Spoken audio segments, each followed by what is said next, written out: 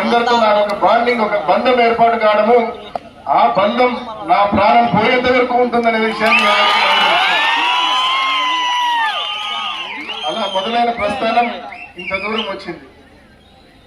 కానీ ఒక్కటైతే చెప్తా ఉన్నా, నాకు ఏ రోజైనా కూడా జగనన్న ముఖ్యం, జగనన్న నమ్ముకున్న కార్యకర్తలు ముఖ్యం, జగనన్న నమ్ముకున్న సామాన్యులు ముఖ్యం తప్ప ఈ పదవులు నాకు ఏ రోజు ముఖ్యం కాదనే విషయాన్ని మీరందరూ ఒక్కసారి ఆలోచించండి. ఈ 5 ఏళ్ళు జగనన్న పరిపాలన, ఆ రోజు దివంగత ముఖ్యమంత్రి డాక్టర్ వైఎస్ రాజశేఖర రెడ్డి గారు ఎంతో కష్టపడి పనిచేసి మరి ఆ రోజు కృష్ణా నీటిని పులివెందులకు తీసుకొని రావడానికి రాజశేఖర రెడ్డి గారు చేసిన కృషిని మనం ఏ ఒక్కరం కూడా మరువకూడదు అన్న విషయాన్ని మీ అందరికీ మనవి చేస్తా ఉన్నాం. ముఖ్యంగా పోతిరెడ్డిపాడు రెగ్యులేటర్ 11,000 క్యూసెక్కులే కనుక ఉండింటే ఈ పాటికి మన ప్రాంతానికి చుక్క నీళ్ళు వచ్చిండేది కాదు.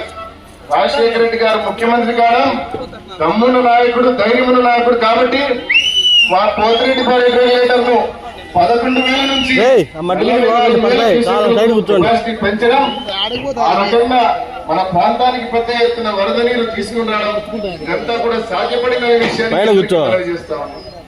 జగనన్న ముఖ్యమంత్రి అయిన తర్వాత మీరు ఒక్కసారి ఆలోచించండి. మండలానికి సంబంధించి